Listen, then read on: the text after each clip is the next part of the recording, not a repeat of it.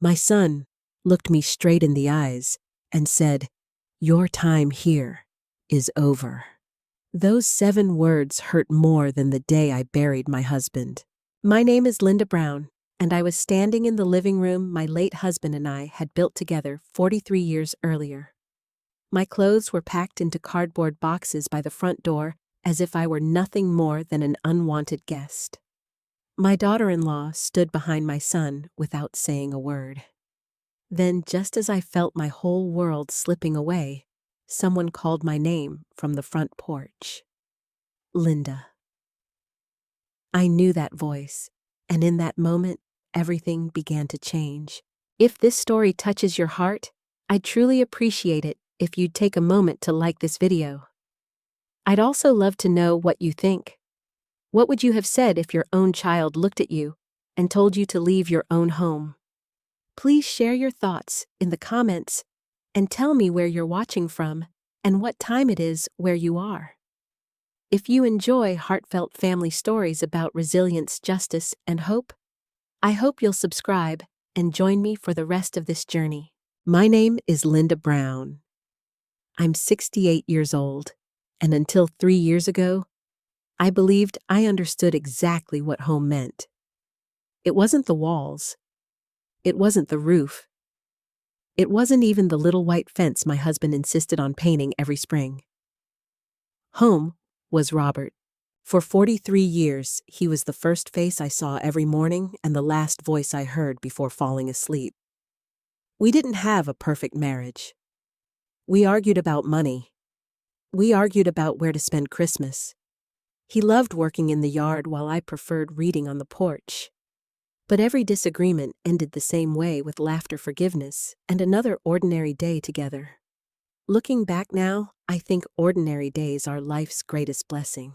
Robert used to tell me, "Linda, never wish your life away. One day you'll miss even the boring Tuesdays." At the time, I laughed. Now I'd give anything for one more boring Tuesday with him. We met when I was 22. I was working part-time at a small bookstore outside Columbus, Ohio. Robert stopped in looking for a gardening book. He walked out with the wrong book because he spent the entire visit talking to me instead of reading the cover. He came back the next day, pretending he needed another recommendation. 3 months later, we were dating. 2 years after that, we were married. We didn't start with much. Our first apartment had old carpet, noisy pipes, and windows that leaked every winter. But we were happy because every dollar we saved had a purpose. One day, we'd own our own house. Robert worked overtime as an electrical contractor. I picked up extra shifts at the public library. Sometimes, we'd come home so tired, we barely finished dinner before falling asleep on the couch. But every paycheck brought us closer to our dream. When Michael was born, Robert cried harder than I did. He held that tiny baby against his chest and whispered, "I'll spend the rest of my life making sure you never have to wonder if your dad loves you." And he meant every word. Michael grew up surrounded by love. Robert never missed a little league game. He taught Michael how to ride a bicycle. He helped him build science fair projects. Every Saturday morning, they worked together in the garage while I made pancakes. Those are the memories that still visit me when I can't sleep. Michael wasn't just a good son. He was a thoughtful one. When I caught the flu one winter, he was only 12 years old. Without anyone asking, he made me toast, brought me orange juice, and left little handwritten notes outside my bedroom door. One note simply said, "I love you, Mom. Feel better soon." I kept that note inside my dresser for years. Sometimes I'd read it whenever motherhood felt difficult, because every parent wants to believe those little moments last forever. Unfortunately, children grow up. Life becomes complicated. People change, or maybe circumstances change them. Michael earned a business degree and found a good job in Columbus. Robert and I couldn't have been prouder. When Michael introduced us to Jessica, she seemed wonderful. She smiled easily. She complimented my cooking. She hugged Robert every time she visited. I remember telling one of my friends at church, "I think we got lucky. She's going to be a wonderful addition to this family." I truly believed it. Their wedding was beautiful. Emily was born 3 years later. The day I held my granddaughter for the first time, I thought our family had entered its happiest chapter. Every Sunday, they came over for dinner. Emily chased butterflies in the backyard. Robert grilled hamburgers. Jessica brought dessert. Michael teased his father about burning the hot dogs. The house echoed with laughter. If someone had shown me a photograph from those days and then told me what would happen later, I never would have believed them. Then Robert got sick. It started with exhaustion. He insisted it was just age. Then came the doctor's appointments. More tests. More waiting. Finally came the diagnosis neither of us wanted to hear. Cancer. Aggressive. Advanced. The treatments bought us time. But not enough. Robert never complained. Even during chemotherapy, he worried more about me than himself. One evening, while we sat together on the porch, watching the sunset, he reached for my hand. "Promise me something." I smiled. "Anything." "Don't stop living after I'm gone." I squeezed his fingers. "You aren't going anywhere." He smiled back, but his eyes told a different story. "I hope you're right." He wasn't. Robert passed away quietly one October morning. The silence afterward felt unbearable. For weeks, I still set 2 coffee cups on the kitchen counter.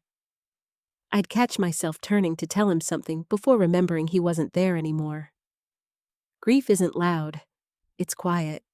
It's hearing only one set of footsteps inside a house built for 2 people. Michael stayed close during those first months. He called nearly every evening. Sometimes he'd stop by after work just to make sure I'd eaten dinner. Jessica visited too. She helped organize paperwork after the funeral. Emily filled the empty house with laughter whenever she came over. Those visits kept me going. I honestly believed Robert had been wrong. I wasn't alone. Our family would take care of one another. But little things began changing. The phone calls became every other day, then once a week. Then sometimes 2 weeks passed without hearing from Michael. Whenever I called, he sounded distracted. "Sorry, Mom, I'm in a meeting." "We'll come by next weekend." "I'm exhausted today." Always another reason. Always another promise. Jessica usually answered my texts instead. She'd write, "Michael's really busy." "He'll call soon." "He just has a lot on his plate." None of it sounded unusual. People have careers, children, bills, responsibilities. I told myself not to be selfish. Still, every visit felt shorter than the one before. Michael checked his phone constantly. Jessica seemed impatient to leave. Emily remained the only one excited to spend time with me. She'd run through the front door yelling, "Grandma Linda!" Then she'd wrap her little arms around my waist like nothing in the world had changed. Children notice love. They don't care how busy adults claim to be. One afternoon after they'd gone home, I stood in the driveway watching their car disappear around the corner. The house felt unusually quiet.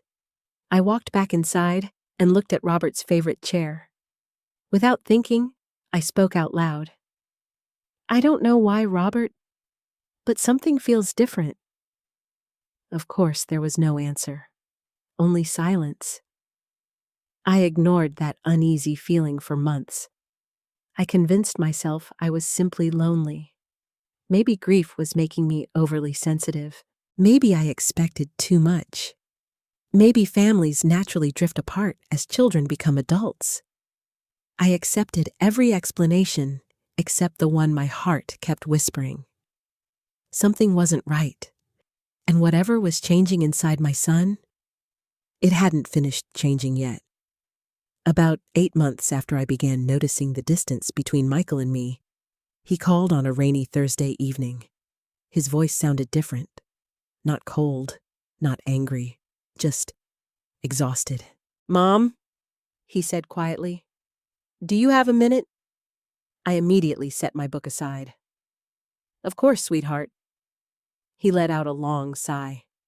"I've been trying to figure things out, but things aren't going well." My heart tightened. "What happened?" "The company downsized." I sat up straighter.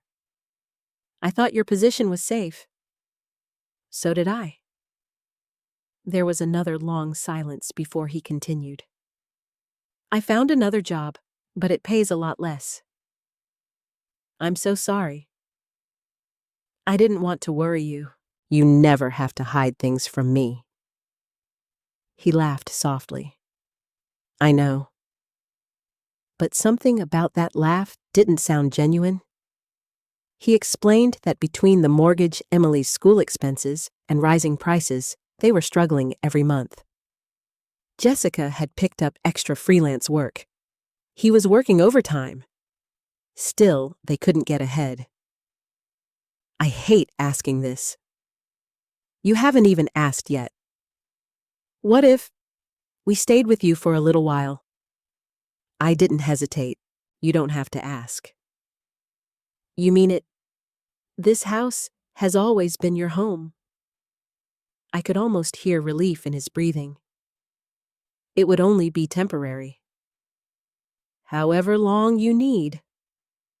He thanked me 3 different times before hanging up. When I put the phone down, I looked toward Robert's old photograph sitting on the bookshelf. "You'd do the same thing," I whispered. In my heart, I believed we were simply helping family. Nothing more. 2 weeks later, a moving truck pulled into my driveway. Emily jumped out before the truck had even stopped. "Grandma Linda!" She threw her arms around me so tightly I nearly lost my balance. I laughed for the first time in days. "Oh, sweetheart. I get to live with you." "Only for a little while." "I know," she said with a grin. "But it's going to be fun." Michael smiled as he unloaded boxes. Jessica hugged me politely. "Thank you for doing this, Linda." "Family helps family," she nodded. "We'll stay out of your way." I honestly believed her. The first few weeks were wonderful. The house felt alive again. Emily's laughter echoed down the hallway. Michael joined me for coffee before leaving for work. Jessica cooked dinner twice a week. Every evening felt like the old days. For the first time since Robert died, I didn't feel lonely. One Saturday morning, Emily and I baked chocolate chip cookies together. She accidentally spilled flour across the kitchen floor. We laughed until our stomachs hurt. Michael walked in smiling. "I remember making this same mess." "You made a much bigger one," I reminded him. "I probably did." For a moment, I saw my little boy again. Not the tired man carrying the weight of adult life. Just my son. I remember thinking, maybe this is exactly what our family needed.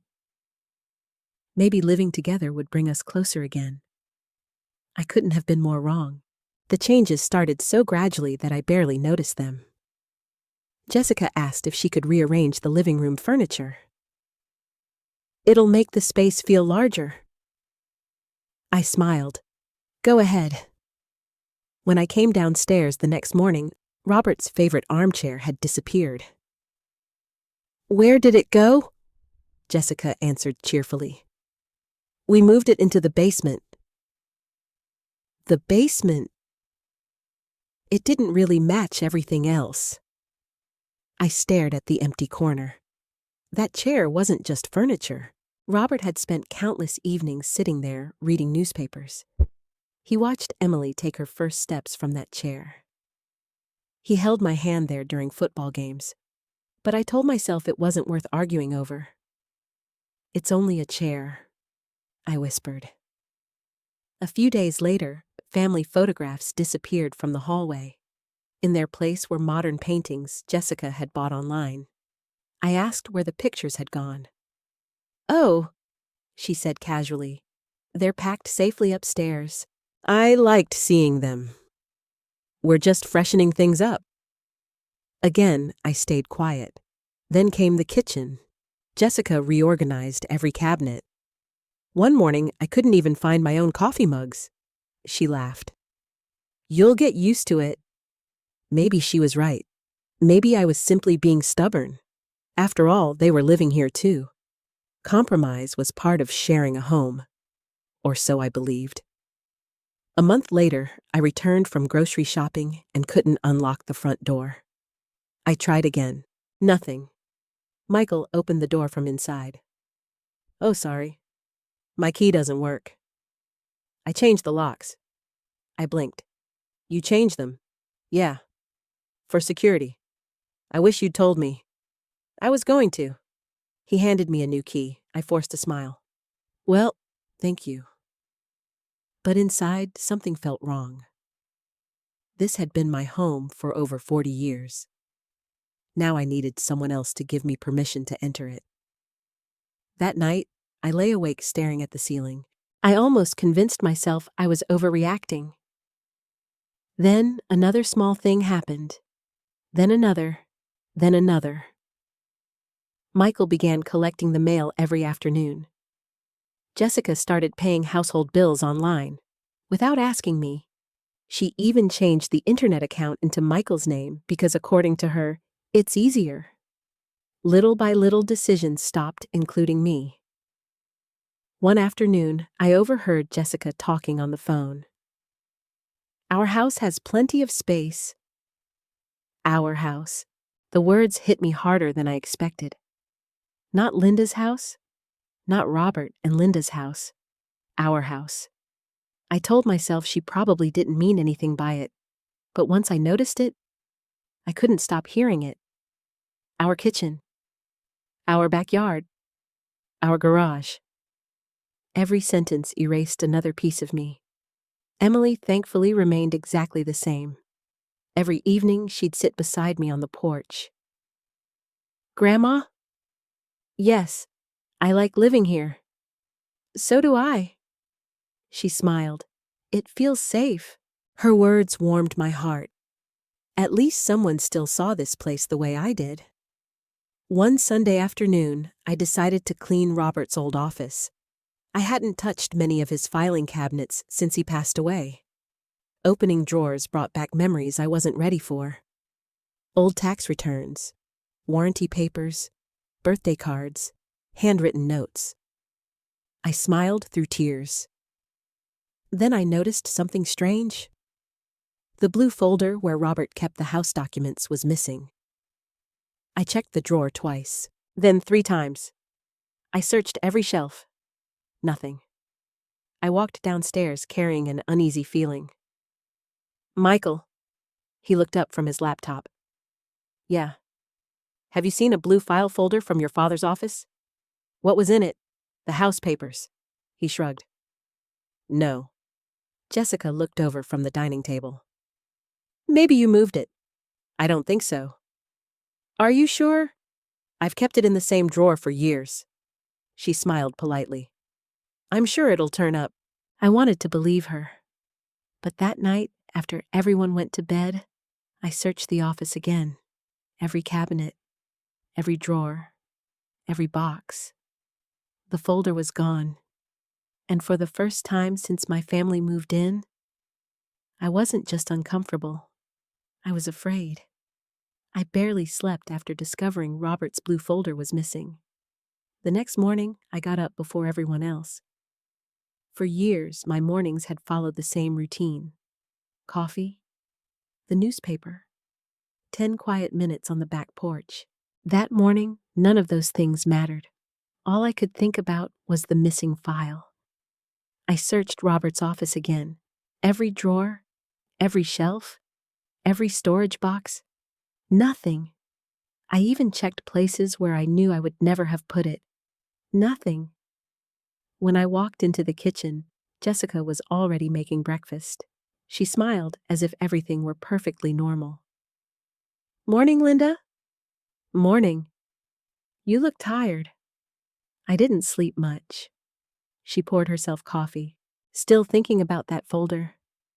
Yes. I'm sure it'll turn up. I looked at her carefully. She didn't seem nervous. She didn't seem surprised. She simply sounded rehearsed. A few minutes later, Michael came downstairs. Morning, Mom. Morning. I've been looking for Dad's house papers. He barely looked up from his phone. I told you yesterday. I haven't seen them. I know. So why keep worrying? Because they don't just disappear, I wanted to say. Instead, I simply nodded. I guess you're right. But I didn't believe it. Not for 1 second. That afternoon, my neighbor Susan Miller walked across the street carrying a small basket of homemade muffins. Susan and I had lived across from each other for almost 30 years. She knew every chapter of my life. She hugged me after Robert passed away. She watched Emily grow up. She wasn't just a neighbor. She was family. You've been hiding lately, she said. I've just been busy. She looked past me into the house. How's everyone adjusting? They're settling in. And you? I forced a smile. I'm fine. Susan didn't answer. Instead, she looked directly into my eyes. Linda? What? You've never been able to lie to me. That almost made me cry. I invited her onto the porch. After a few minutes, I finally admitted what had been bothering me. I can't find Robert's house documents. She frowned. That's unusual. I know. I remember Robert being incredibly organized. He was. Have you asked Michael? He says he knows nothing. And Jessica? She keeps telling me I probably misplaced them. Susan folded her arms. Do you believe that? I hesitated. I don't know what to believe anymore. She reached over and squeezed my hand. Then trust your instincts. I stared down at the porch floor. My instincts tell me something isn't right. Then don't ignore them. Before leaving, Susan turned around. One more thing? What? You've lost weight. I laughed quietly. I have. You worry too much. I suppose I do? No. She shook her head. I think someone is giving you reasons to worry. Her words stayed with me long after she walked home. That evening, another strange thing happened.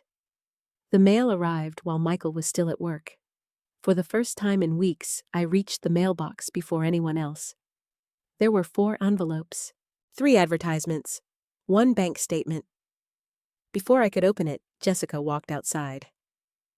Oh, she smiled. You already got the mail. I happened to be outside. She held out her hand. I'll take it. I can bring it in. I usually organize it. Organize it. Since when did I need someone to organize my mail? It's okay, I said politely. I've got it. Her smile faded for just a second. Then it returned. Whatever you prefer. Inside the house, I opened the bank statement. Nothing looked unusual. Then I noticed something odd. The mailing address had almost been changed. There was a printed note saying, Address update request, pending verification. Pending verification, I had never requested an address change. I read the sentence 3 more times. My stomach tightened. Someone had tried to redirect my mail. I folded the statement before anyone walked into the room. That night during dinner, I watched everyone carefully. Michael barely spoke. Jessica asked Emily about school. Everything looked perfectly normal. But now I couldn't stop noticing little things. Every time Jessica's phone buzzed, she glanced at Michael.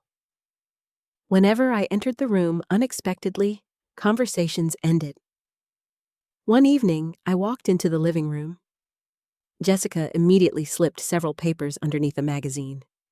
Michael stood up. We were just talking. I can see that. He smiled awkwardly. We'll finish later. Why later? Why not now? After that, I began paying attention. Not spying, just paying attention.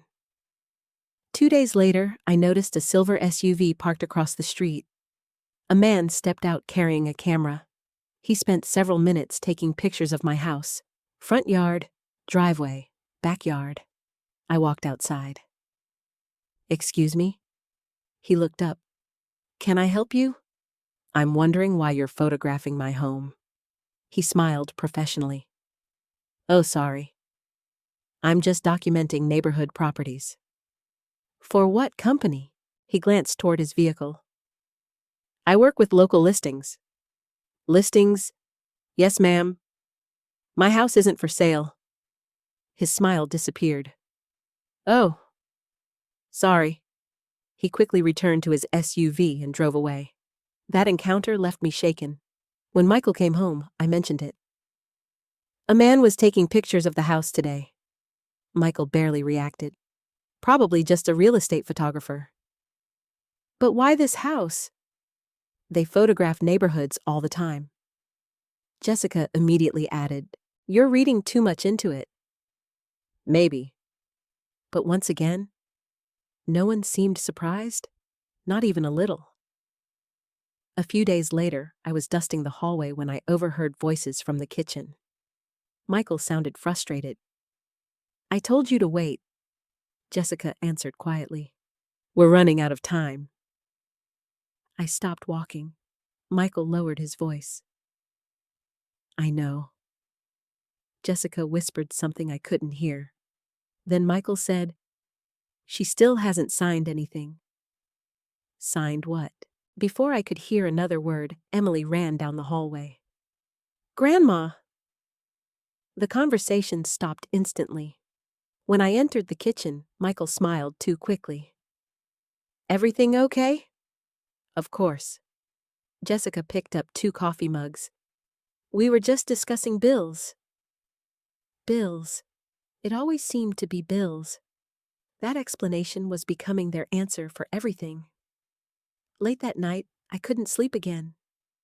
I walked downstairs for a glass of water.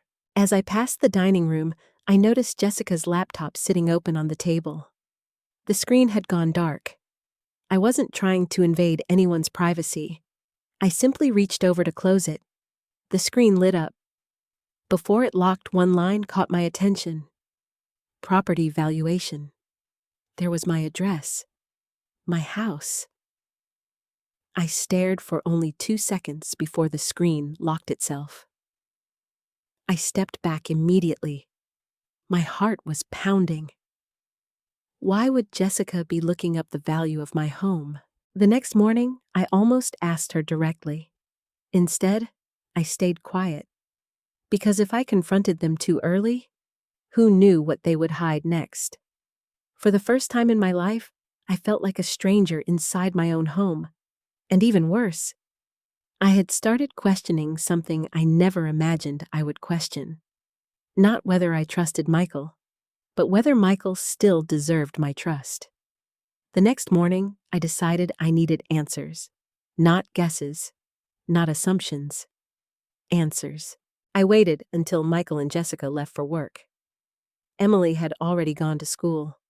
The house became quiet again. For the first time in weeks, I felt like it belonged to me. I grabbed my purse, picked up the suspicious bank statement, and drove downtown. The branch wasn't far away. Robert and I had banked there for nearly 30 years. The tellers knew us by name. When I walked inside, a young employee smiled. Good morning, Mrs. Brown. Good morning. I'd like to speak with someone about my account. Certainly. A few minutes later, a woman in her 50s invited me into a private office. Her nameplate read, Karen Lopez. She smiled warmly. Mrs. Brown, what can I help you with today? I handed her the statement. I received this. She looked at it for only a few seconds before her expression changed. You didn't request an address change. No. She nodded slowly. I was hoping you'd say that. A chill ran through me. What do you mean? Karen folded her hands together. Mrs. Brown, before we continue, I need to ask you a few questions. Of course. Has anyone been helping you manage your finances recently? My son has been collecting my mail. And has anyone asked you to sign paperwork? My heartbeat quickened. Not yet. Karen looked relieved. Good. I stared at her. Please tell me what's going on. She opened a secure folder on her computer. I can't discuss every detail unless I verify your identity. After checking my driver's license and asking several security questions, she turned the monitor slightly toward me. I think you should see this. There was a scanned document on the screen. At first glance, it looked official. Then I noticed my name. Linda Brown. My signature appeared near the bottom. Only, it wasn't my signature. Someone had copied it. Not perfectly, but close enough that many people might not notice. I felt my hands begin to shake. I never signed this. I know. You know? Karen nodded. I compared it to the signature we've had on file for years. They're different. Yes. I could barely breathe. What is this document? It requests preliminary updates related to property ownership. My house. Yes. I stared at the screen in disbelief. Someone had actually tried to use my name. Someone had practiced writing it.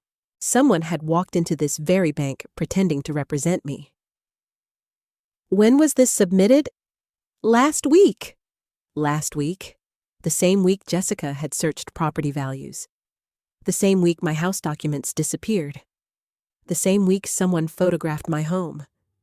None of it felt like coincidence anymore. Karen continued speaking carefully. The request wasn't completed. Why, our verification process flagged inconsistencies. I finally exhaled. So nothing changed. No, thank God. But that single word made my stomach tighten again. But what? Karen looked toward the office door before lowering her voice. I think someone may try again. Silence filled the room. I rubbed my forehead. I don't understand. Mrs. Brown. She hesitated. I've worked in banking for 22 years. I've seen situations where elderly clients were pressured into signing documents they didn't fully understand. I looked directly into her eyes. You think that's happening to me? I don't know. But I think you should be careful. Those words stayed with me. Be careful. No one had ever needed to say those words to me before. Karen printed several pages. I can't give you copies of everything. I understand. But I can give you this. She handed me a summary showing the attempted request had been rejected. She also highlighted several security protections. If anyone comes back attempting additional changes, we'll contact you immediately. Thank you. There is one more thing. I looked up. The person who submitted the paperwork wasn't alone. My heart skipped. What do you mean? There were two people. Did you see them? I wasn't the employee who spoke with them. So there's no video? There is. My eyes widened. Can I see it? I'm sorry. She shook her head. Only if law enforcement becomes involved. Law enforcement. I never imagined those words would have anything to do with my family. As I stood to leave, Karen stopped me once more. Mrs. Brown? Yes? Please don't confront anyone until you understand exactly what's happening. I nodded slowly. I won't. Although inside, I desperately wanted to. The drive home felt much longer than usual. I replayed every strange moment from the past 2 months.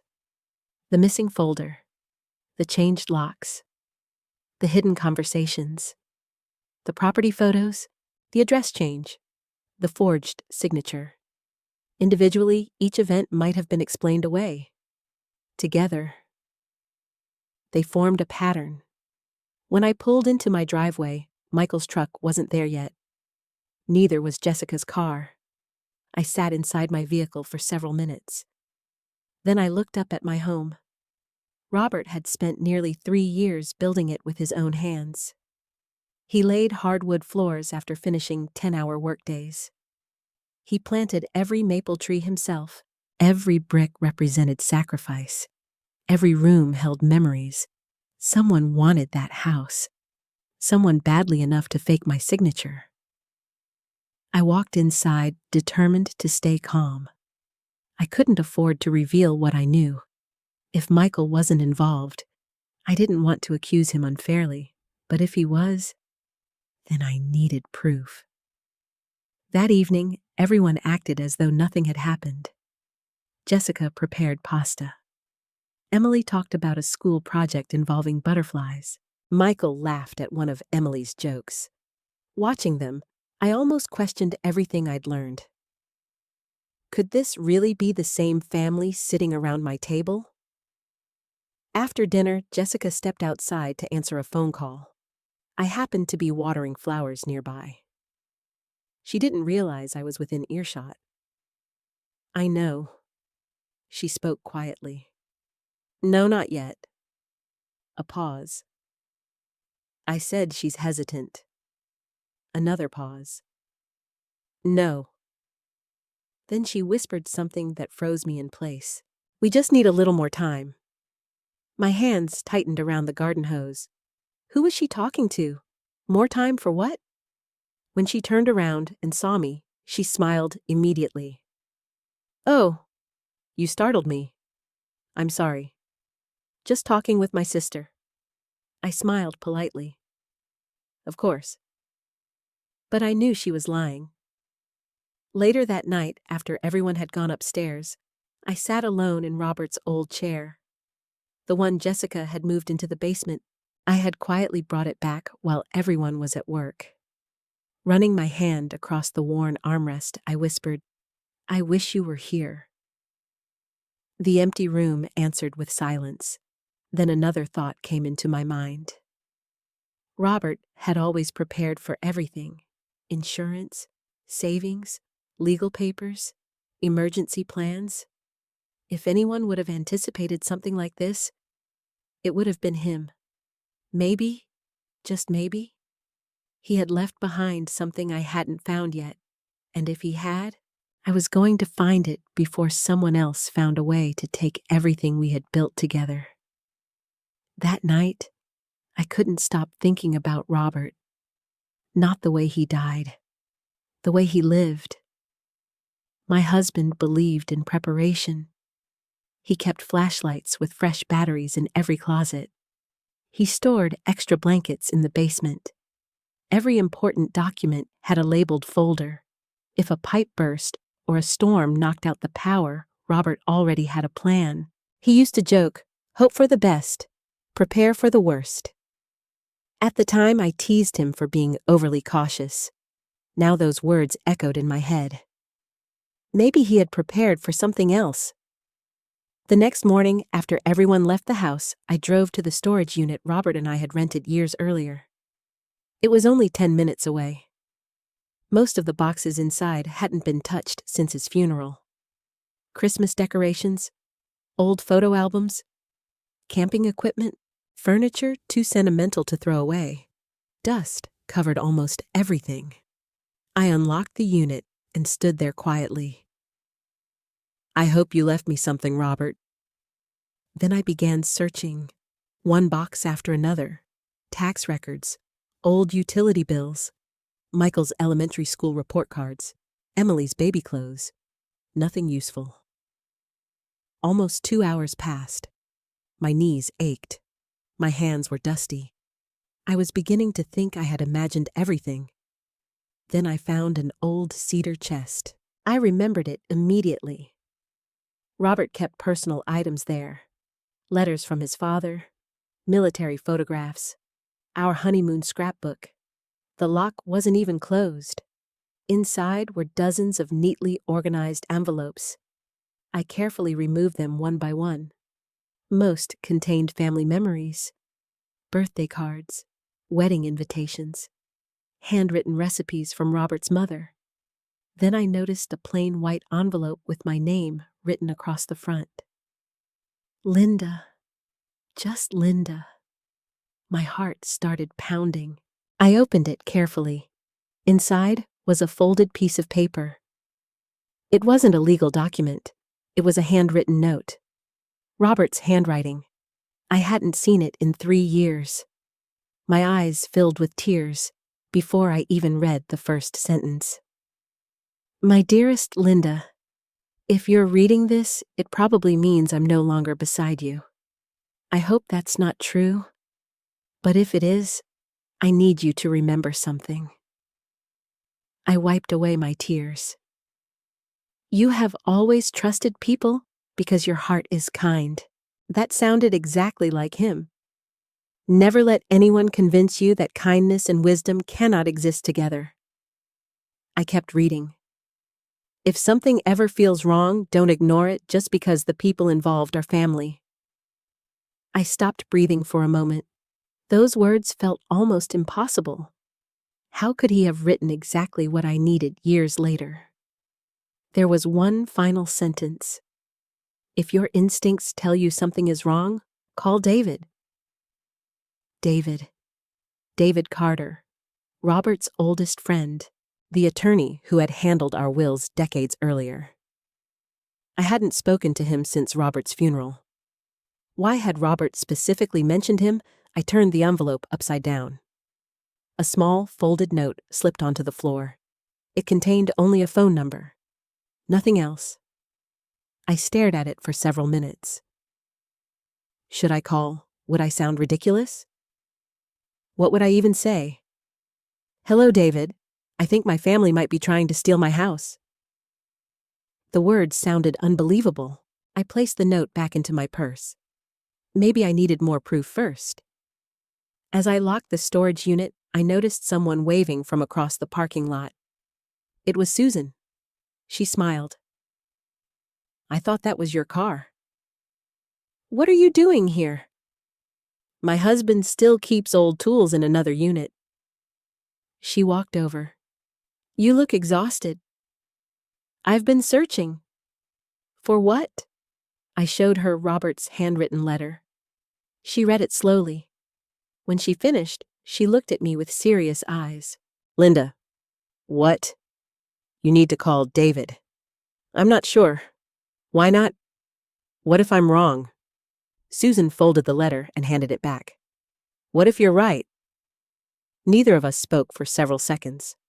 Finally, she said quietly, Robert trusted David for a reason. I know. Then trust Robert. On the drive home, I kept replaying those words. Trust Robert. That afternoon, I found Emily sitting alone on the back porch coloring pictures. She looked unusually quiet. Everything okay, sweetheart? She shrugged. I guess. I sat beside her. Want to talk? She nodded. Mom and Dad have been arguing a lot. My heart sank. What about? I don't know. She looked down at her coloring book. They stop when I walk in. Children notice far more than adults realize. I'm sorry. She leaned against my shoulder. I liked it better when everyone laughed. So did I. After a few minutes, she smiled. Can we bake cookies again this weekend? If your parents don't mind. They won't. Her smile reminded me that no matter what happened, Emily was innocent. She deserved better than all of this. That evening, Michael came home looking unusually stressed. His tie hung loose around his neck. Dark circles surrounded his eyes. Tough day. You could say that. I poured him a cup of coffee. Everything all right at work? Just busy. He barely looked at me. I wanted to ask him about the bank, about the missing folder. about the property documents. Instead, I stayed silent. Because Karen's warning echoed in my head. Don't confront anyone. Not yet. Later that evening, I heard Michael and Jessica arguing behind their bedroom door. Their voices were low, but one sentence reached me clearly. Jessica whispered, "She still doesn't know." Then silence. I stood frozen in the hallway. Didn't know what. The following morning, I decided I would call David. I waited until the house emptied again. My hands trembled as I dialed the number from Robert's note. The phone rang twice, then a calm voice answered. "David Carter speaking." I hadn't heard that voice in years. "David." A brief pause. "Linda?" "Yes." My goodness. His voice immediately softened. "How have you been?" "I've been better." He became serious. "Is everything all right?" I looked around the empty kitchen before answering. "I don't think so." There was silence on the line. Then he asked one question. "Did you find Robert's letter?" I closed my eyes. "Yes. I thought you might someday." A chill ran through me. "You knew about it. Robert asked me never to mention it unless you contacted me first." I gripped the phone tighter. "David, I think I need your help." His answer came without hesitation. "I'm already on my way." Before I could ask another question, he added one sentence that sent a wave of fear through my entire body. "Linda." "Yes, I've been hoping you would never have to make this phone call." He ended the call. I stood motionless in the middle of my kitchen. Whatever Robert had prepared, whatever David knew, it was far bigger than I had imagined. David Carter arrived the next afternoon. He drove the same dark blue sedan I remembered from Robert's funeral. As soon as I saw him pull into the driveway, my heart began racing. I walked outside before he even reached the front steps. "David." He smiled sadly. "Linda." He hugged me gently. For a moment, I felt as though Robert had somehow sent an old friend to stand beside me. "You haven't changed much," David said. "I feel like I've changed completely." He looked into my eyes. "I believe that." We walked inside. The house was quiet. Michael and Jessica were both at work. Emily wouldn't be home for another hour. David looked around the living room. His smile faded. "Robert's chair used to be over there." "It did. I notice it's been moved." "So have a lot of other things." He nodded without asking another question. We sat at the kitchen table. David placed a leather briefcase beside his chair. "I brought something." My heart skipped. "What is it?" "Not yet." He folded his hands. "First, I need you to tell me everything." So I did. I told him about the missing blue folder, the changed locks, the missing family photographs, the bank visit, the forged signature, Jessica's phone calls, the property valuation, the whispered conversations. I didn't leave out a single detail. David never interrupted. He simply listened. When I finished, he leaned back in his chair. "I was afraid of this." "What do you mean?" He sighed. "When Robert came to my office about 5 years ago, he wasn't worried about his health. He wasn't. He was worried about something else." I frowned. "What?" "You." My eyes widened. "Me." "He said you trusted everyone." A lump formed in my throat. "That sounds like Robert." David smiled sadly. "He also said that if anyone ever tried to pressure you financially, you would probably assume they had good intentions." I looked away. He knew me too well. "Yes." There was a long silence. Finally, I asked, "Did Robert think Michael would do this?" David answered carefully. No. He loved Michael. So did I. But he also understood something. What? Financial pressure can change good people. That sentence stayed with me. Financial pressure. Not evil, not hatred. Pressure. Still, pressure didn't excuse betrayal. David reached into his briefcase. I can't show you everything yet. He removed a thick envelope. But I wanted you to know something. He slid the envelope toward me. I opened it carefully. Inside were copies of paperwork Robert had signed years earlier. Legal language filled every page. I didn't understand most of it. What am I looking at? Protection. For what? For you. Before he could explain further, the front door opened. Emily ran inside. Grandma! She stopped when she saw David. Oh. Who's that? David smiled warmly. I'm an old friend of your grandfather. Emily walked over politely. Hi. It's nice to meet you. You too. She looked at me. I'll go do my homework. After she disappeared upstairs, David lowered his voice again. I don't want Emily involved. Neither do I. She's going to hear things eventually. I know. That thought broke my heart. Emily didn't deserve any of this. David gathered the papers. For now, hide these somewhere safe. I will. And don't tell anyone we met. Not even Michael. Especially not Michael. His answer shocked me. You think he's involved? I think we don't have enough facts. But if he is involved, surprising him would be a mistake. I nodded. Before leaving, David handed me a small business card. My direct cell number. I appreciate this. If anything unusual happens, I'll call. No matter the time. After he left, I hid the envelope inside an old sewing basket Jessica had never touched. Then I tried to act normally. That evening, Michael came home carrying several sheets of paper. Mom? Yes? I actually need your help with something. Every nerve in my body became alert. What is it? It's just some paperwork. He smiled. Nothing complicated. My heart pounded. He placed several documents on the kitchen table. Jessica immediately joined us. I told Michael this wouldn't take long. I looked down. The first page contained legal language.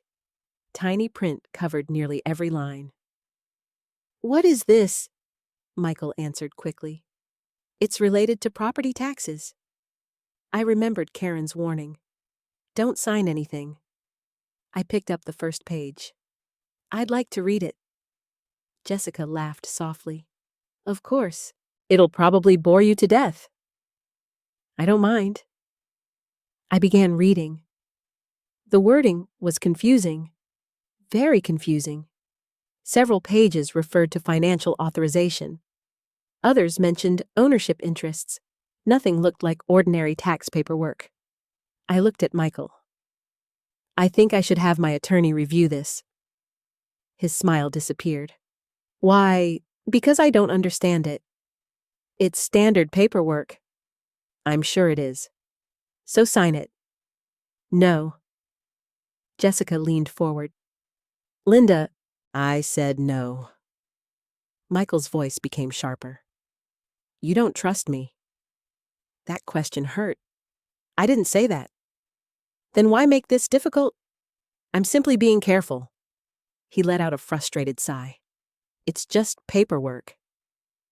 If it's that simple, waiting another day won't matter. Jessica crossed her arms. I think you're letting people put ideas in your head. What people? She hesitated. No one. The room became very quiet. Then something unexpected happened. Emily walked into the kitchen carrying her backpack. She looked from one adult to another. Daddy? What? Aren't those the papers you said Grandma had to sign before the house gets sold? The entire room froze. No one spoke. Emily blinked.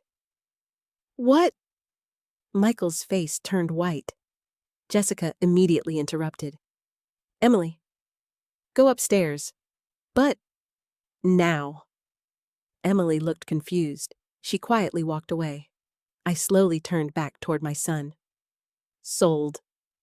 Michael avoided my eyes. You misunderstood. No, I spoke calmly. I think Emily understood exactly what she heard. Jessica forced a laugh. Children imagine things. Did she imagine those papers? No one answered. I placed every document back onto the table. I'm not signing anything. Michael's jaw tightened. You don't know what you're doing. I know exactly what I'm doing. You don't. I do. Jessica reached for the papers. Fine.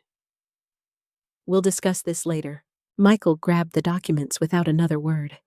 He stormed upstairs. The bedroom door slammed so hard the walls shook. I remained seated. My hands were trembling beneath the table. Everything had changed. Emily hadn't just revealed a secret. She had confirmed my greatest fear. They weren't trying to help me manage my house. They were planning for a future without me living in it. And for the first time, I realized they were running out of patience. After Emily accidentally revealed the truth, nothing inside the house felt the same. No one apologized. No one explained. Instead, everyone pretended the conversation had never happened. Michael left early the next morning without saying goodbye. Jessica barely looked at me during breakfast. Only Emily behaved normally. She hugged me before school. I love you, Grandma. I love you too, sweetheart. As soon as the front door closed behind her, the silence returned. It wasn't peaceful. It was heavy, like the air before a thunderstorm. Around noon, Jessica walked into the living room carrying a notebook. She sat across from me. Linda? Yes, I've been thinking. I waited. I don't think this house is practical anymore. There it was. She had finally said it out loud. What do you mean? It's much too large for one person. I've lived here for 43 years. I know. She smiled politely. But people change. I looked directly at her. So, do houses? She ignored my question. There are beautiful retirement communities nearby. I'm not looking for one. They have nurses. I don't need one. They have activities. I have a garden. She laughed softly. You can't garden forever. I folded my hands. Jessica. Yes, I appreciate your concern. But I'm staying in my home. Her smile disappeared. I was only trying to help. No, I answered calmly. I think you're trying to convince me. She stood. We'll talk later. As she walked away, I noticed something different. She wasn't pretending anymore. The kindness she had shown for years was disappearing. That evening, Michael came home looking frustrated. He dropped his keys onto the kitchen counter harder than usual. We need to talk. I nodded. I'm listening. He didn't sit down. Instead, he stood with his arms crossed. Mom. This situation can't continue. What situation? You refusing to cooperate? Cooperate with what? You know exactly what I mean. No, I don't. His jaw tightened. We're trying to plan for the future. My future. Our future. There were those words again. Our future. Our family needs stability. I've provided stability. For decades. He rubbed his forehead. That's not what I mean. Then explain. Jessica walked into the room and quietly stood beside him. Neither of them looked comfortable, but neither of them looked guilty either. They looked determined. Michael finally spoke. This house is worth a lot of money. I stared at him. I know. It could change all our lives. It already has. He sighed. You don't understand. Help me understand. If we sell it. He stopped. Jessica finished the sentence. We could all start over. I looked from one face to the other. So that's your plan?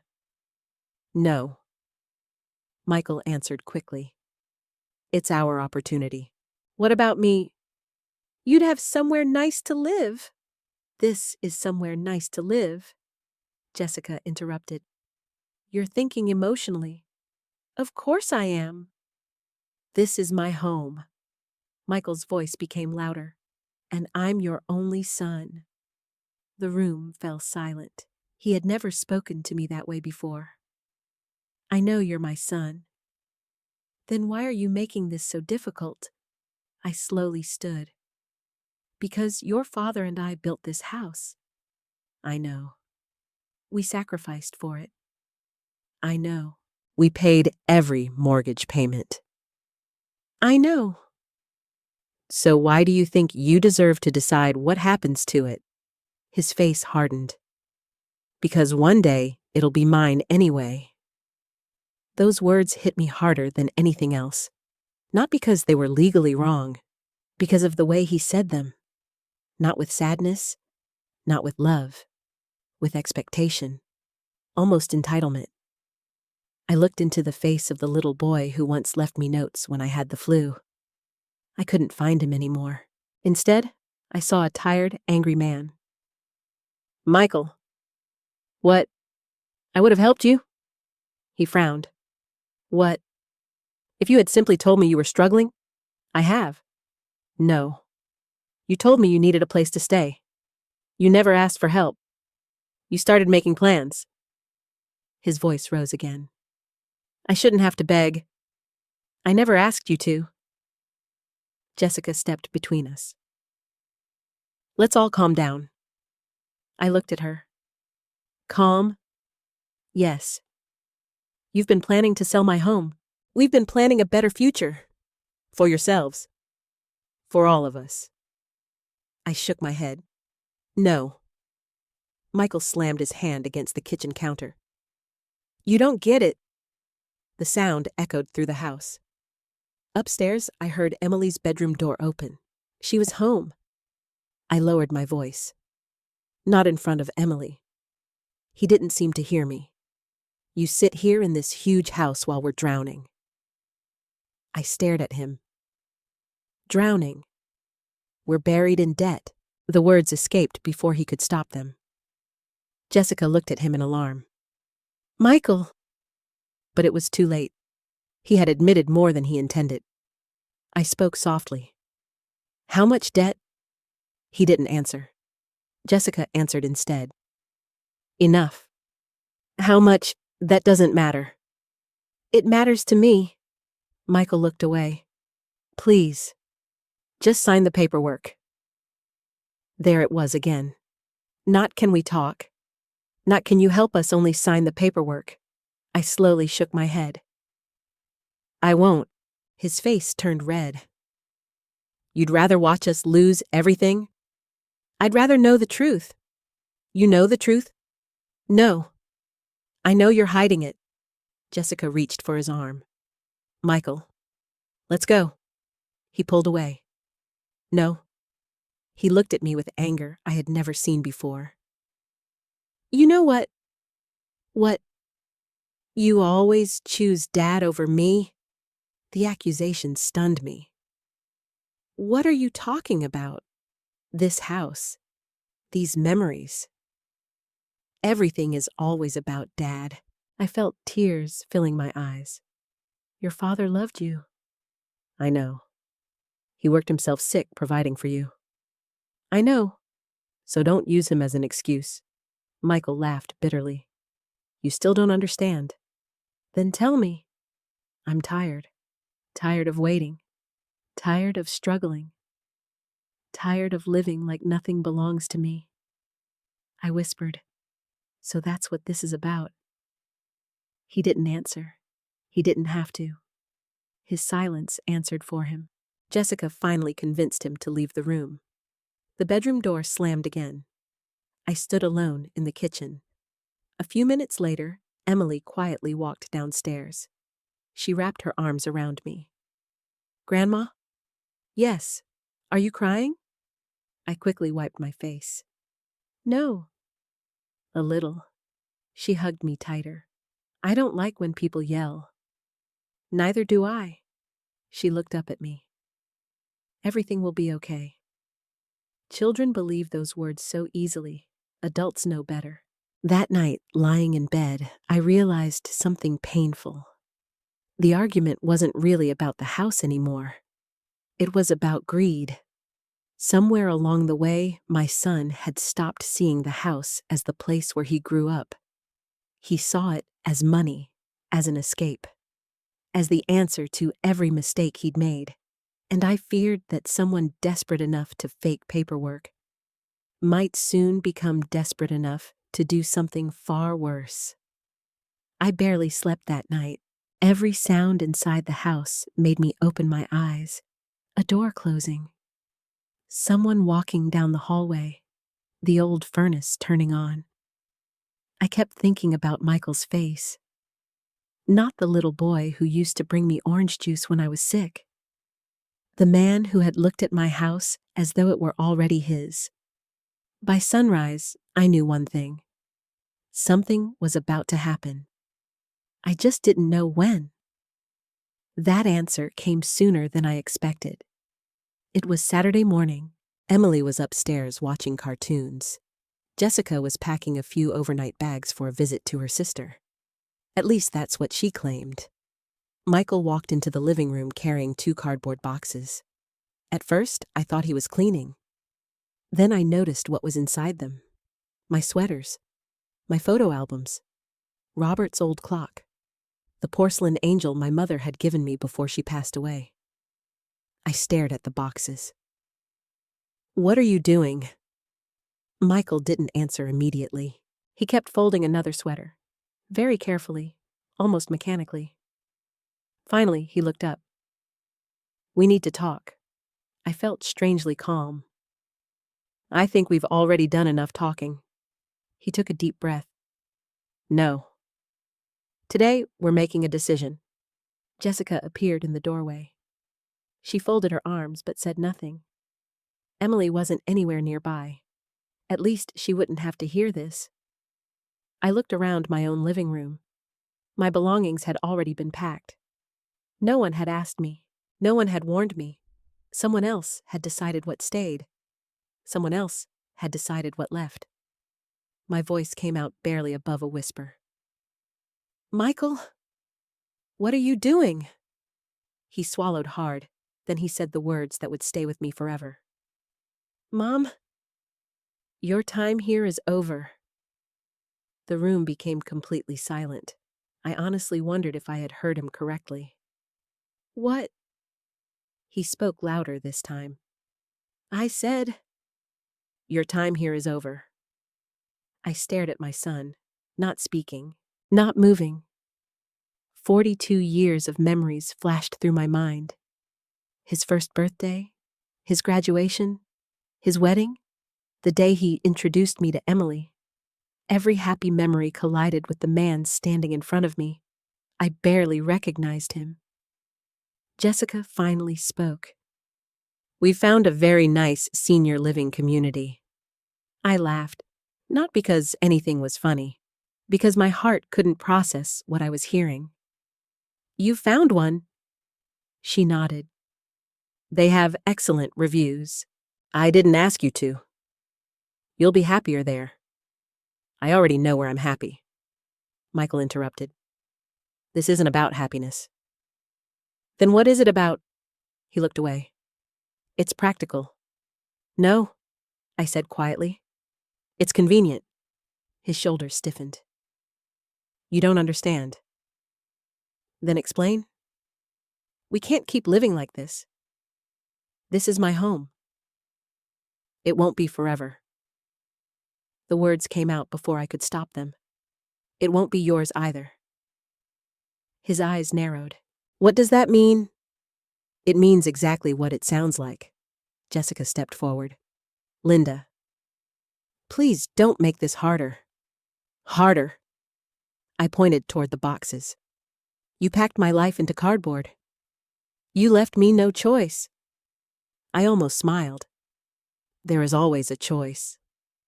Michael suddenly raised his voice. We're drowning. I know. I told you. No. I shook my head. You never asked for help. You tried to take control. His breathing became heavier. You have no idea what we've sacrificed. I answered softly. And you have no idea what your father sacrificed. He looked around the room. This house is wasted. Wasted. One person doesn't need this much space. This isn't about space. This is about money. His silence answered me. Again. Jessica walked toward the front door. I'll call the moving company. My heart skipped. The moving company? She nodded. They're waiting nearby. Waiting. They had planned everything. The boxes, the paperwork, the retirement community, the movers, everything. Without me. I looked directly at Michael. So this was always the plan. He didn't answer. You moved into my house. To remove me from it. His eyes filled with frustration. It wasn't supposed to happen like this. How was it supposed to happen? You were supposed to agree. I was supposed to give you everything. He slammed his hand against one of the boxes. We've run out of time. What time? Our creditors.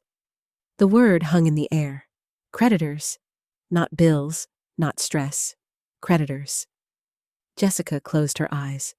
Michael. He ignored her. They're coming after us. I looked at him carefully. How much do you owe? He didn't answer. I asked again. How much? His voice cracked. Enough. I took one slow breath. If you had come to me honestly, I might have helped. He laughed bitterly. It was too late. No, it became too late when you chose lies. For several seconds, no one spoke. Then, a voice came from outside. Linda. Every muscle in my body froze. The voice echoed from the front porch. Linda? I knew that voice. I hadn't heard it in years. Michael turned toward the front window. Jessica looked suddenly nervous. I slowly walked to the front door. Before I could reach it, the voice called once more. Linda. It's David. I opened the door. David Carter stood on the porch wearing a dark suit. A leather briefcase rested beside his feet. His expression was calm. Almost too calm. He looked past me, straight at Michael, then back at me. I believe Robert asked me to come, if this day ever arrived. Michael's face lost every bit of color. Jessica whispered, Oh no. I looked at David. You knew. He nodded once. I was afraid this was exactly what I was going to find. He picked up his briefcase. I hope I'm not too late. Behind me, I heard one of my packed boxes fall onto the floor. Nobody moved to pick it up. Nobody said a word. For the first time since Robert died, I didn't feel alone anymore. David stepped inside without raising his voice. He didn't need to. His calm presence changed the entire room. Michael stood frozen beside the packed boxes. Jessica slowly backed away from the front door. Neither of them had expected to see him. David placed his leather briefcase on the dining table. Good afternoon. No one answered. He looked at Michael. It's been a long time. Michael forced a weak smile. Mr. Carter. It's David. He glanced at the cardboard boxes lined up near the entrance. I see I arrived just in time. Jessica finally spoke. This is a family matter. David looked at her politely. It became a legal matter quite some time ago. Those words changed the atmosphere instantly. Michael swallowed hard. What do you mean? David calmly opened his briefcase. I'll explain. He removed a thick folder secured with red tabs. Every document inside looked original. Stamped, signed, properly notarized. I recognized Robert's signature immediately. My heart began pounding. David turned toward me. Linda. Yes. I need you to answer one question. Of course. Have you signed any documents transferring ownership of this house? No. Have you signed any trust amendments? No. Any deeds? No. He nodded. Good. Then he looked directly at Michael. That simplifies things. Michael crossed his arms. I don't know what you're talking about. I think you do. David opened the folder. 5 years ago, Robert Brown came to my office. He placed the first document on the table. He instructed me to create additional protections. Jessica's face became pale. David continued. He loved his family, but he also understood that circumstances change. Michael laughed nervously. My father trusted me. He did, David answered immediately. He also trusted Linda. No one spoke. David carefully slid another document across the table. This property is not owned the way you believe. Michael frowned. What? David pointed to a highlighted paragraph. Before Robert passed away, the home was transferred into a protected family trust. I looked at him in shock. A trust? He smiled gently. Yes. I don't remember signing anything. You didn't need to. Robert completed the legal structure while he was alive. My head spun. So what does that mean? David folded his hands. It means you remain the sole lifetime beneficiary. In plain English, you live here for as long as you choose. I felt tears filling my eyes. No one can force you to leave. Michael stepped forward. That's impossible. David calmly shook his head. No, it's legally binding. Jessica grabbed one of the papers. This doesn't change anything. David looked directly at her. It changes everything. She scanned the first page. Her confidence disappeared. Michael snatched another document. His eyes moved quickly across every paragraph.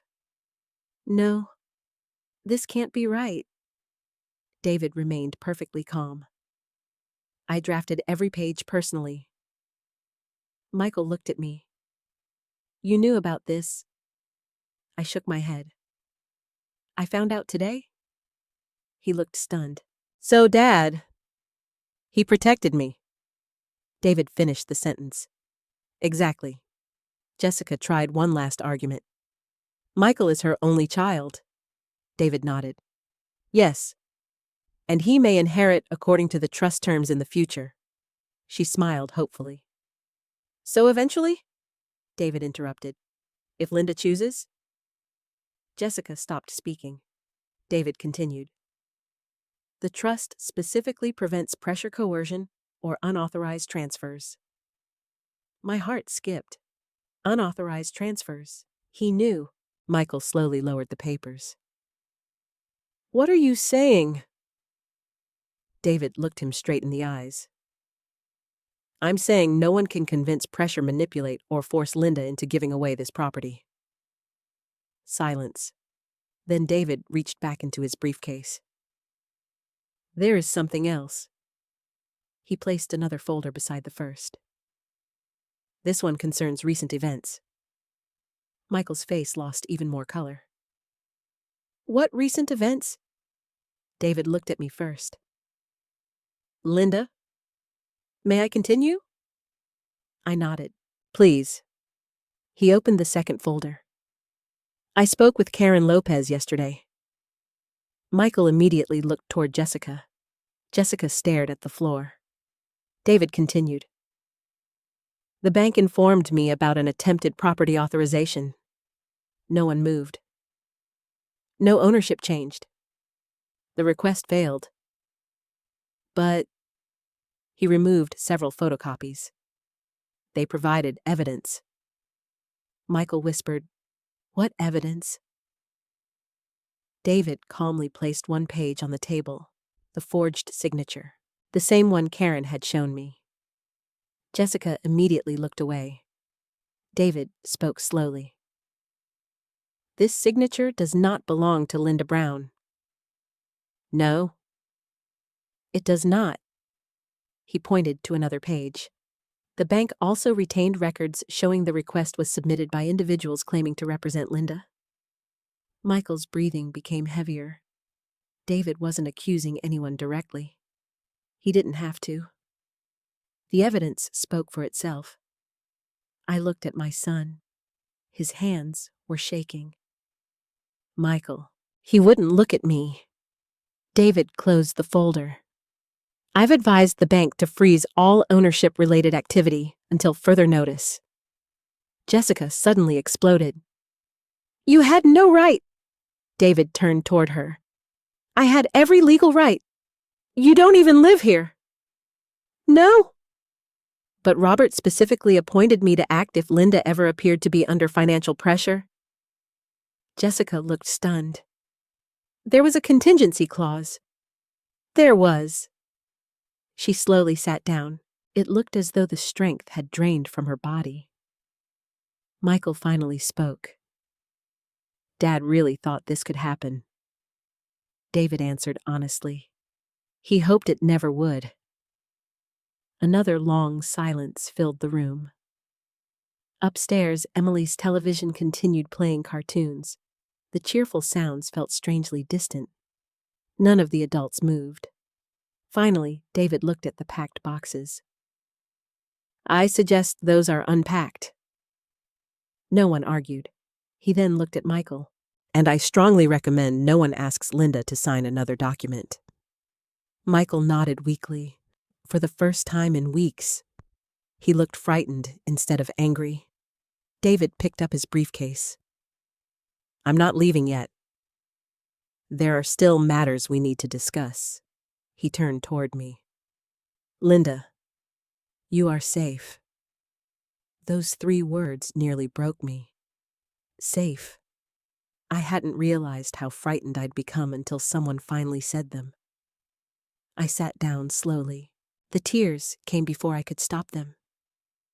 Not because everything was fixed. It wasn't. But because Robert had kept his promise.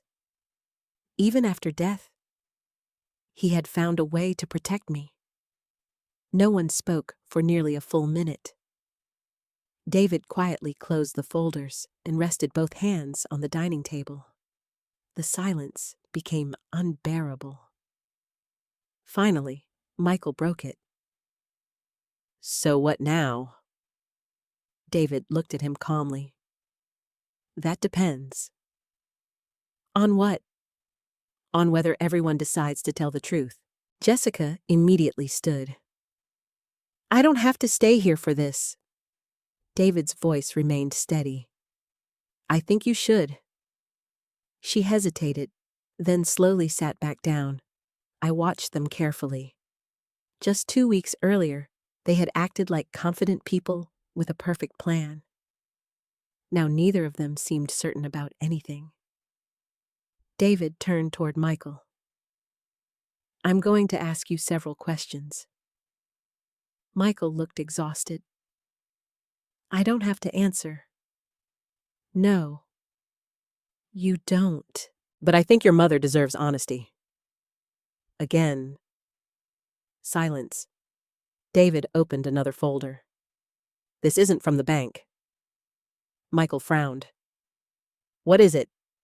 Copies of communications sent to a local real estate office?" Jessica suddenly looked at Michael. Michael looked back at her. Neither one spoke. David continued. "The property wasn't officially listed, but someone requested an estimated selling price." He slid another page across the table. There was my address. The same address I had seen on Jessica's laptop. Estimated market value. Suggested listing price. Projected closing costs. My hands began shaking again. Jessica whispered, It was only an estimate. David nodded. I'm aware. But someone requested it. Nobody answered. Then came another document. This one is more concerning. Michael slowly looked down. The page contained copies of identification information. My name, my address, partial financial records, and beside them, copies of signatures, practice signatures. Someone had practiced writing my name over and over again. Linda Brown, Linda Brown, Linda Brown. Some were sloppy. Others looked almost identical to mine. I felt sick. David looked at me. I'm sorry you have to see this. I couldn't speak. I simply nodded. Michael stared at the papers in disbelief. I didn't... His voice stopped. David looked directly at him. You didn't, what? Michael swallowed. I never practiced her signature. David didn't respond immediately. Instead, he looked toward Jessica. She slowly lowered her eyes. For the first time, she looked afraid. David asked quietly, Jessica. She shook her head. I don't want to talk. I understand. But I need one answer. She remained silent. Did you prepare these? Another long pause. Then, very quietly. Yes. I felt my heart sink. Michael looked at her in complete shock. What? Jessica finally looked up.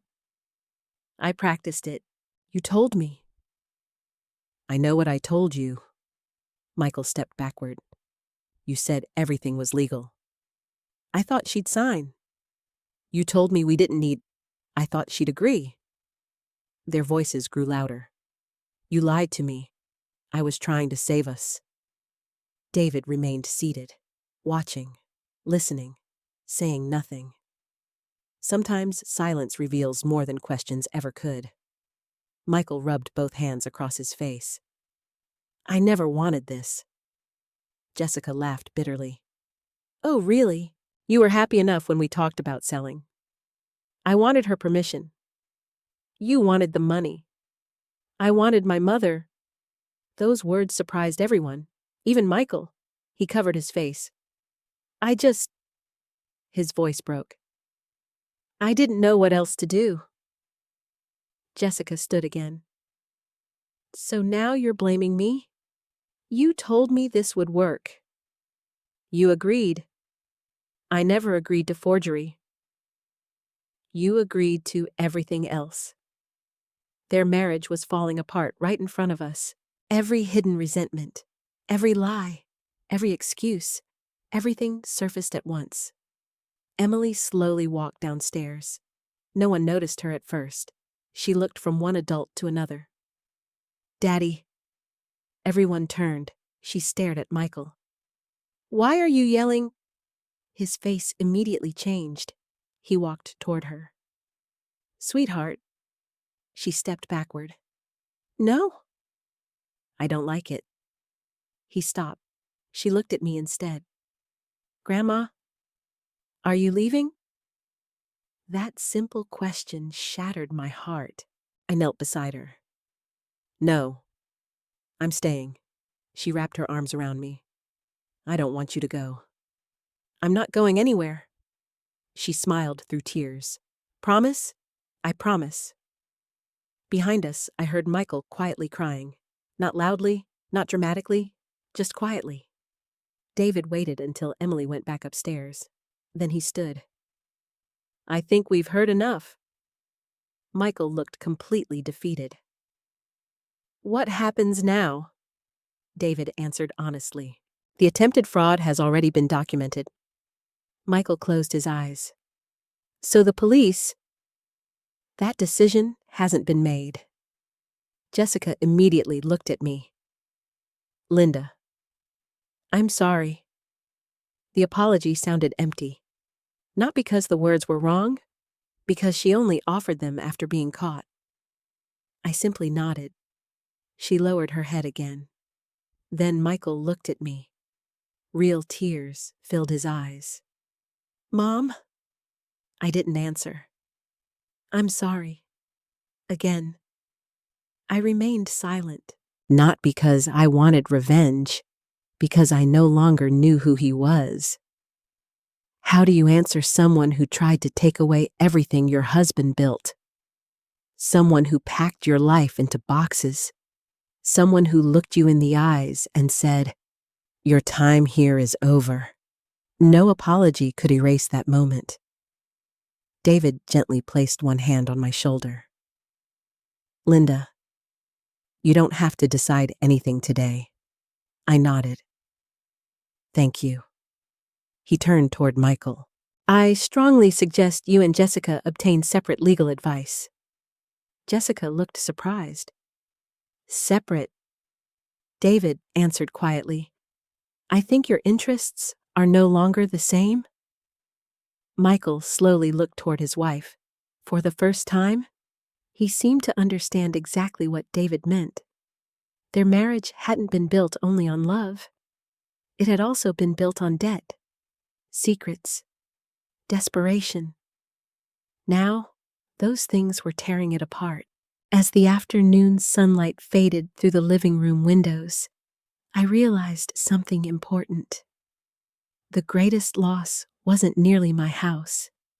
It was watching the family Robert and I had spent a lifetime building collapse right before my eyes. And somehow, that hurt even more. David left just before sunset. Before walking out the door, he turned to me one last time. "Linda." "Yes." "Don't make any decisions because you feel guilty." "I won't." "Make them only when you're ready." I nodded. "I understand." After he drove away, the house felt strangely quiet again. But it wasn't the same silence I had lived with after Robert died. This silence carried the weight of truth. Jessica packed a suitcase that evening. She barely spoke to anyone. Around 8 o'clock, she carried it to the front door. Michael followed her outside. I didn't intend to listen, but their voices drifted through the open kitchen window. "You ruined everything," Michael said. Jessica laughed bitterly. "I ruined it. You forged her signature. You wanted the house. I wanted help. You wanted money. I wanted to save my family." She folded her arms. "No? You wanted someone else to pay for your mistakes?" Michael didn't answer. She climbed into her car. Before closing the door, she looked at him one last time. "If you'd told your mother the truth months ago, none of this would have happened." Then she drove away. I watched through the curtains until her taillights disappeared. Michael remained standing in the driveway for several minutes. When he finally came back inside, he looked 10 years older. He quietly knocked on my bedroom door. "Mom?" I looked up from Robert's old photo album. "Come in." He stepped inside slowly. His eyes were swollen. "I need to tell you something." I closed the album. "I'm listening." He sat down across from me. For nearly a full minute, he couldn't speak. Finally, he whispered, "I've lied to you." "I know." "No? You don't know everything." I folded my hands. "Then tell me." He stared at the floor. "It started almost 3 years ago? The year Dad got sick." My heart tightened. "What happened?" "I thought I could make more money." "How?" He laughed sadly. "Investments." "What kind? Real estate?" I frowned. "I thought you understood business." "I thought I did too." He explained everything. One investment failed, then another. Instead of accepting the losses, he borrowed money, hoping to recover. When that failed, he borrowed even more. Credit cards, personal loans, home equity, anything he could qualify for. Each new loan covered the previous one, until eventually, nothing could. I kept telling Jessica it would turn around. But it never did. I asked quietly, How much? He covered his face. Almost $400,000. I couldn't breathe. 400,000. No wonder they were desperate. But why didn't you tell me? He looked up with tears in his eyes. I was ashamed. You could have told me. I couldn't. Why? Because Dad always believed I'd succeed. His voice broke. I couldn't admit I had failed. For the first time since everything began, I didn't see an angry man. I saw my little boy again, scared, embarrassed, lost. But pain didn't erase responsibility. I asked another question. When did the house become part of your plan? He stared at his hands. Jessica suggested it. I remained silent. At first I said no. I told her we'd figure something else out. What changed? The collection calls. His breathing became heavier. They started calling every day. Sometimes 5 or 6 times. They threatened lawsuits, wage garnishment, everything. So Jessica said, he stopped. What?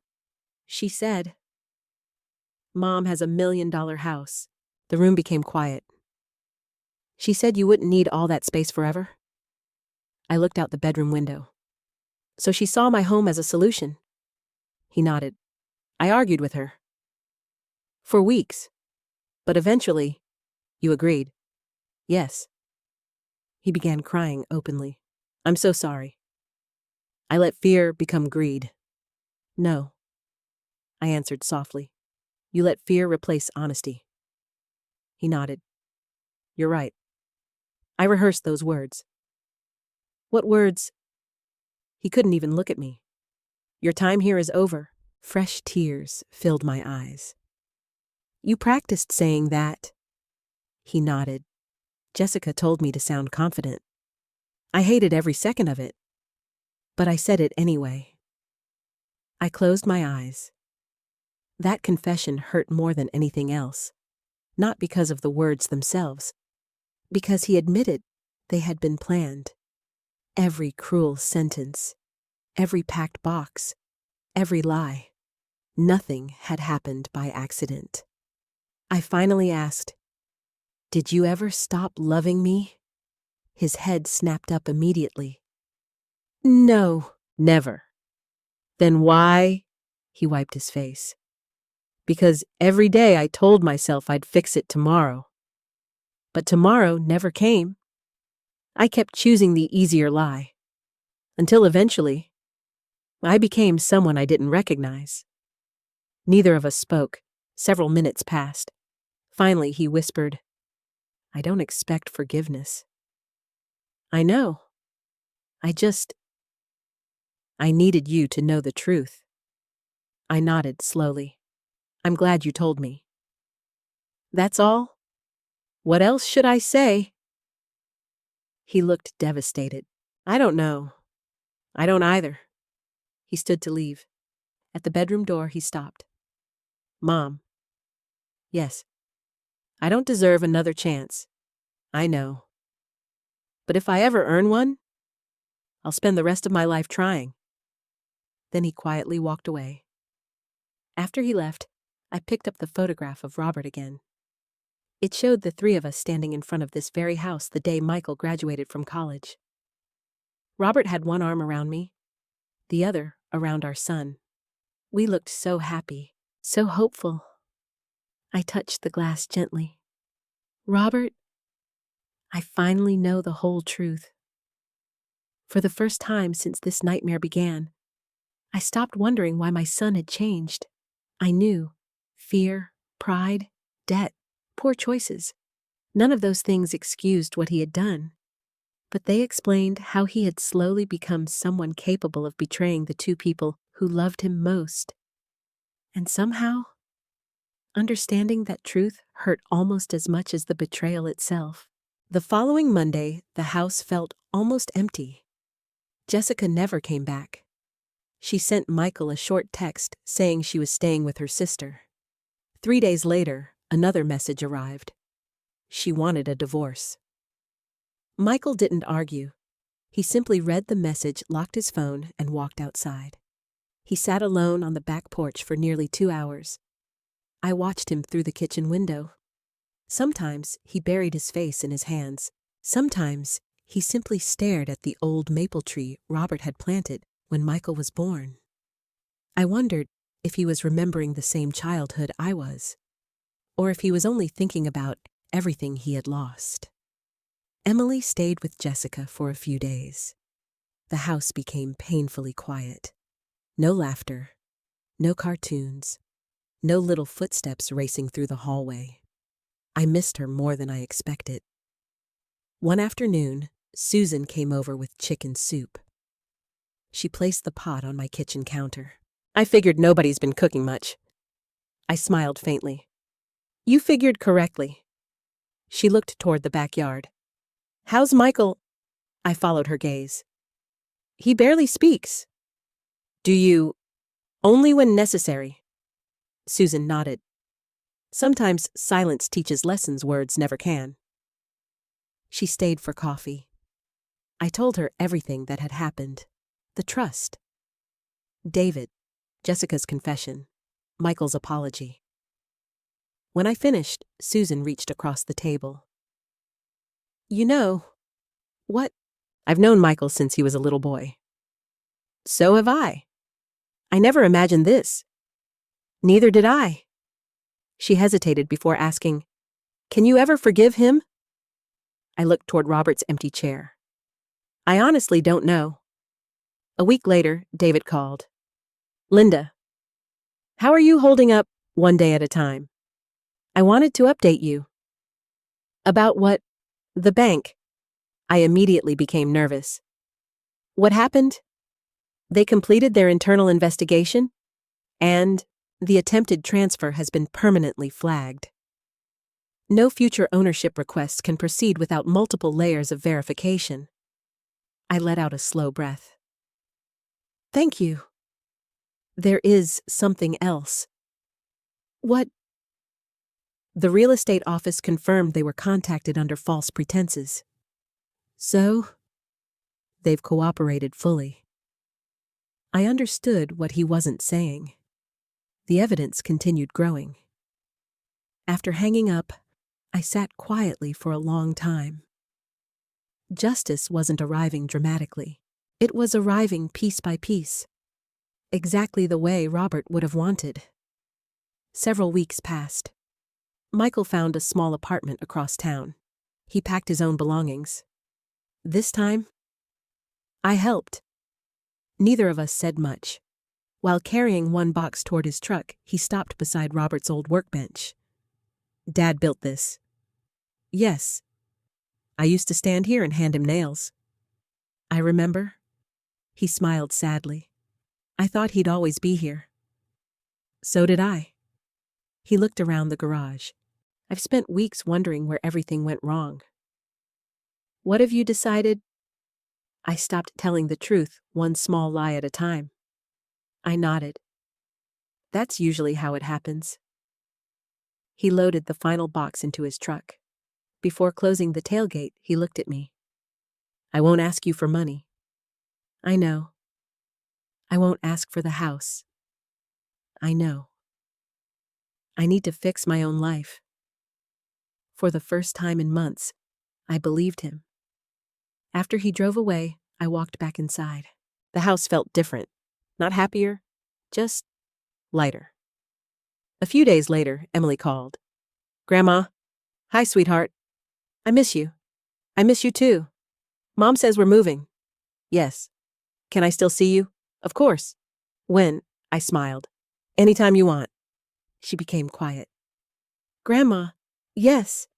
Is Daddy okay? Children always ask the hardest questions.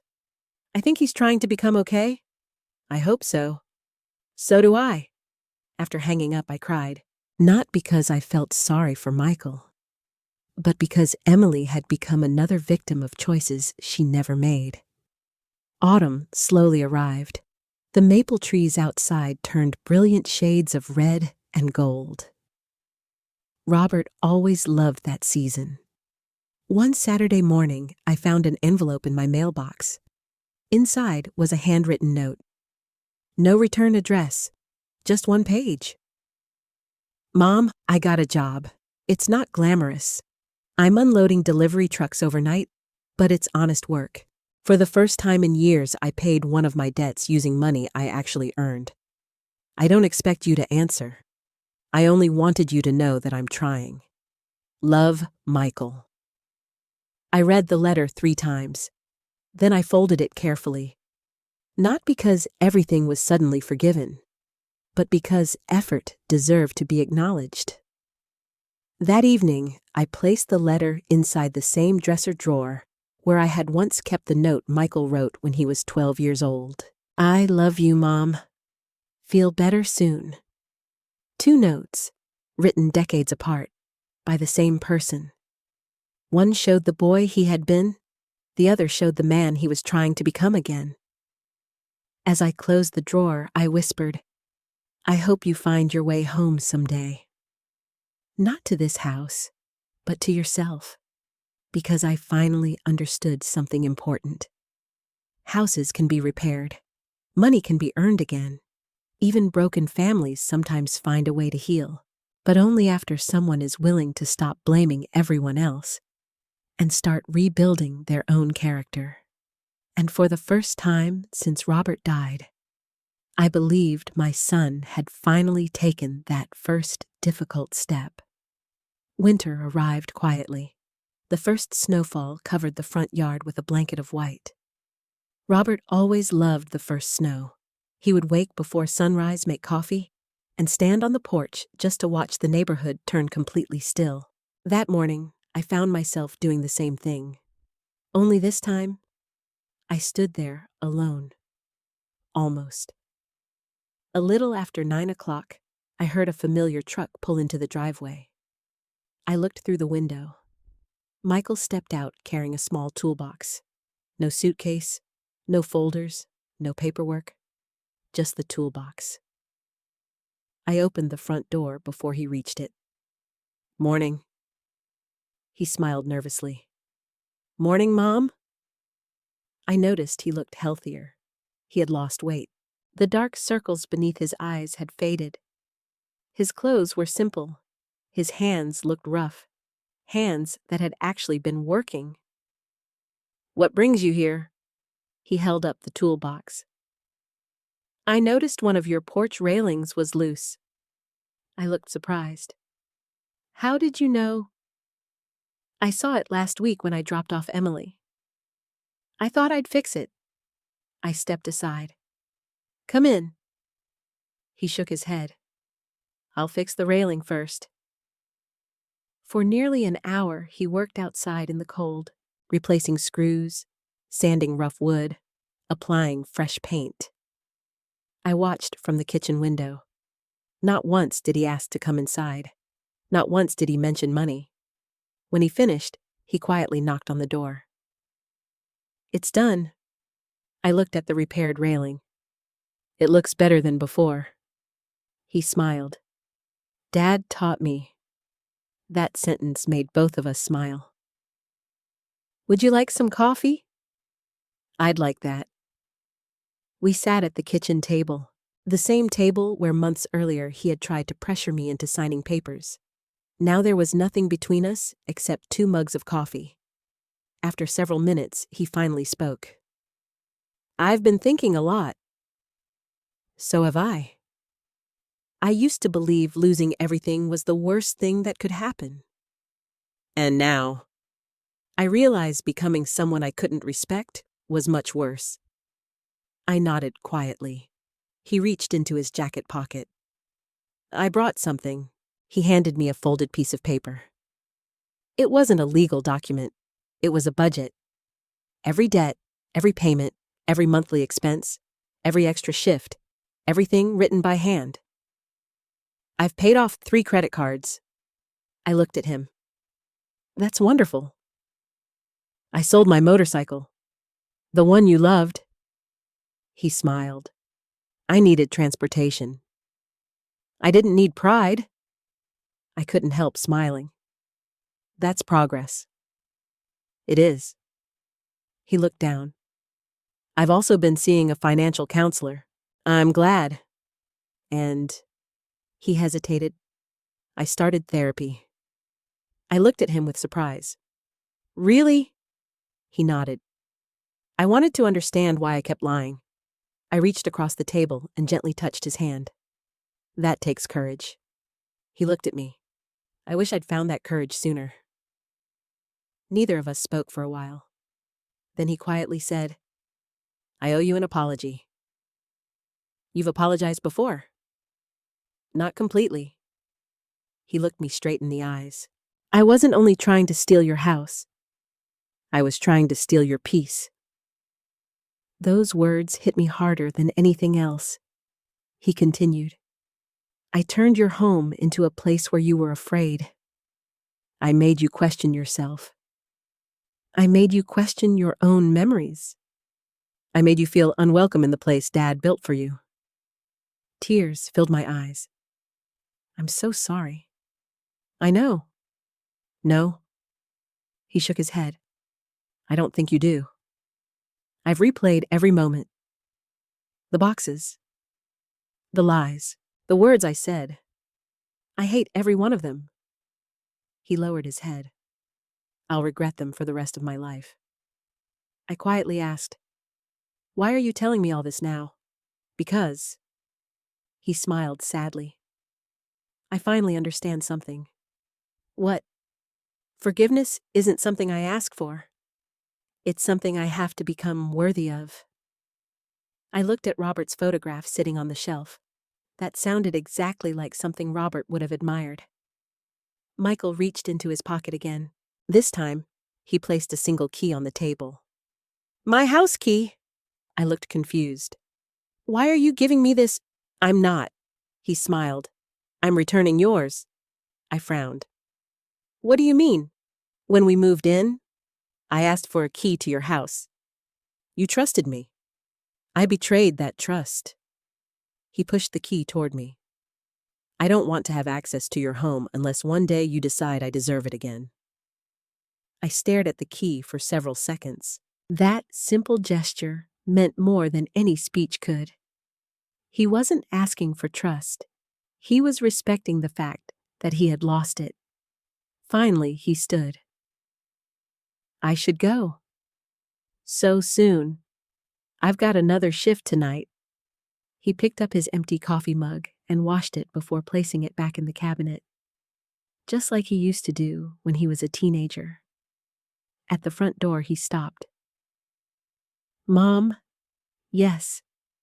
I don't expect an answer today. An answer to what? Whether you can ever forgive me. I walked over to him. For the first time in many months, I hugged my son. Not because everything was fixed. Not because the pain had disappeared.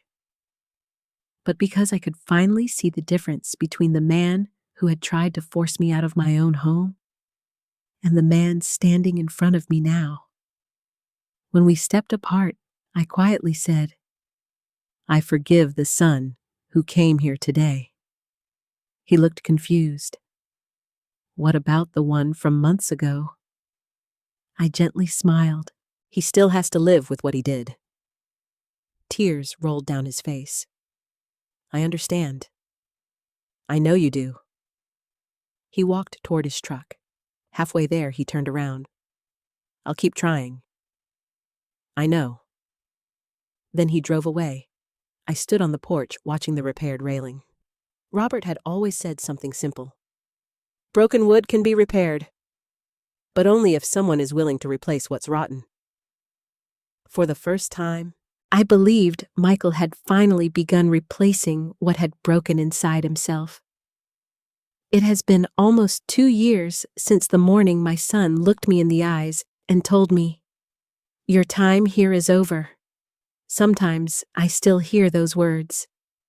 Not because they still control me, but because they remind me how quickly love can be overshadowed by fear and greed when people stop telling the truth. The house is quiet again, the way it was after Robert passed away. Only now, the silence feels peaceful instead of lonely. Every morning, I still make coffee. I still water Robert's roses. I still sit on the front porch watching the neighborhood wake up. The difference is this: I no longer take a single, ordinary day for granted. David still visits every few months. Usually, he arrives carrying fresh donuts and terrible jokes. One afternoon, we sat together on the porch, where Robert and I had spent countless evenings. David smiled. "You know what? Robert worried about you." "I know. He also admired you." I looked at him. He used to tell me something. "What did he say?" David laughed softly. "He said, Linda is stronger than she realizes. She just doesn't know it yet." My eyes filled with tears. That sounds exactly like him. David nodded. "He'd be proud of you." I looked out toward the maple tree. "I hope so." Emily visits nearly every weekend now. She's taller than she used to be. She still runs toward me the moment she gets out of the car. Only now, she doesn't stop at my waist. She almost reaches my shoulder. One Saturday, she helped me plant flowers in Robert's garden. She looked up suddenly. "Grandma." "Yes. Can I ask something?" "Always." "Were you really going to leave this house?" I smiled sadly. "I thought I might have to." She shook her head. "I'm glad you didn't." "So am I." She smiled. "Grandpa built this place." "Yes, I think he'd want you here." I hugged her tightly. "I think you're right." Michael comes over occasionally, never unexpectedly. He always calls first. He never enters without knocking. He never assumes anything. Trust returns slowly, like spring after a long winter. One afternoon, he brought over groceries because he knew I'd been sick with the flu. As he unpacked soup and fruit onto the kitchen counter, I suddenly remembered something. "What?" He looked at me. "You've done this before." He smiled. "When you were 12? His face softened. "The orange juice. And the toast." We both laughed quietly. Some memories survive even the worst storms. Michael is still paying off debt. He still works long hours. Life isn't easy, but every dollar he earns is honest. Every decision he makes is transparent. He never asks me for financial help. Instead, he asks if I need mine. That difference means everything. Several months ago, he handed me another envelope. Inside was a single page. "I've paid off every debt connected to the loans that started all this." I looked at him in disbelief. "All of them?" He nodded. "It took a long time." "I'm proud of you." His eyes filled with tears. "I've waited years to hear you say that." I smiled. "I've waited years to mean it again." For the first time since Robert died, I saw peace on my son's face. Real peace. Not relief, not excitement. Peace. Jessica eventually remarried and moved to another state. We rarely speak. There is no bitterness left inside me. Only distance. Some relationships cannot return to what they once were, and that's all right. Forgiveness doesn't require rebuilding every bridge. Sometimes, it simply means putting down the weight you've been carrying. The biggest lesson I learned wasn't about legal documents, or trusts, or property. It was about boundaries. For most of my life, I believed loving someone meant trusting them completely. Now I know something different. Real love includes healthy boundaries. Real kindness includes wisdom. Real forgiveness includes accountability. Because love without boundaries becomes permission. And forgiveness without responsibility becomes another form of surrender. Robert understood that long before I did. That's why he protected me. Not because he expected betrayal, because he hoped I would never have to face it alone. Sometimes I sit in his favorite chair by the living room window, the same chair that was once pushed into the basement, the chair that nearly disappeared from this house forever.